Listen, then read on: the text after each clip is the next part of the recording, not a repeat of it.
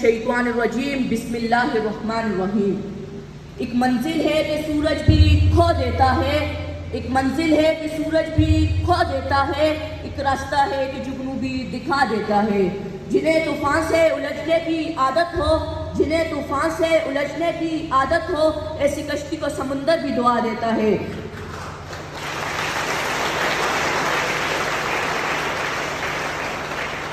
واجب الاحترام پرنسپل صاحب، محترم اساتذہ اکرام اور میرے عزیز ہم وطن ساتھیوں، السلام علیکم۔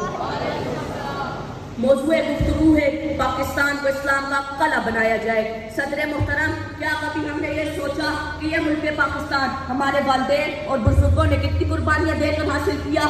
اس ملک پاکستان کی خاطر کتنی ماں کی گود اجڑی، کتنی عورتوں کی مانگ اجڑی، ان کی عزت کو پامال کر دیا گیا۔ باپ نے اپنے سامنے اپنے بیٹے کی خون کی لدیاں دیکھی، آخر کیوں؟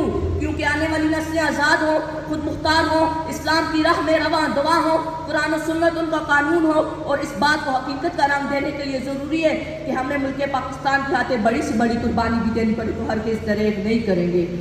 اور جناب صدر، وہ پاکستان جو اسلام کا قلعہ کہلائے گا، وہ پاکستان جو اسلام کا گہوارہ کھلائے گا۔ صدر محترم، یہ درست ہے کہ پاکستان بننے سے پہلے ہر بچے، بوڑھے، نوجوان اور سب سے بڑھ کے تحریک پاکستان میں بہت سے طلباء نے حصہ لیا۔ سب کی زبان پہ یہی نعرہ تھا، پاکستان کا مطلب کیا؟ لا الہ الا اللہ محمد الرسول اللہ۔ بن کے رہے گا پاکستان، لے کے رہیں گے پاکستان، اور حق ہے ہمارا آزادی۔ تو کیسے نہ دے گا آزادی؟ ہم لے کے رہیں گے آزادی، تیرا باپ بھی دے گا آزادی۔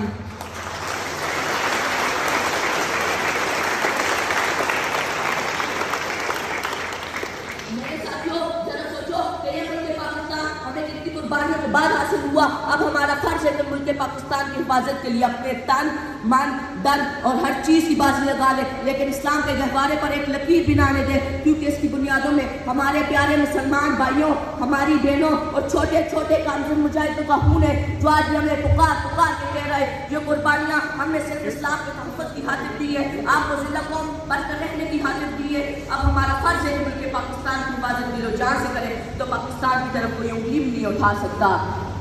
آخر میں اپنے مسلمان بھائیوں سے کہنا چاہوں گا، وہ خدا کی رحمت سے مایوس نہ ہو، وہ آگے بڑھے، خدا ان کے ساتھ ہے۔ تو پھر میں کیوں نہ کہوں، اندھیرے شہر کی گلیوں میں نور چمکے گا، اندھیرے شہر کی گلیوں میں نور چمکے گا، میرے فلک سے بھی سورج ضرور چمکے گا۔ اور خدا کرے کہ میری عرض سے پاک اترے، خدا کرے کہ میری عرض سے پاک اترے وہ فصل گل جس سے اندیشے زوال نہ ہو۔ والسلام۔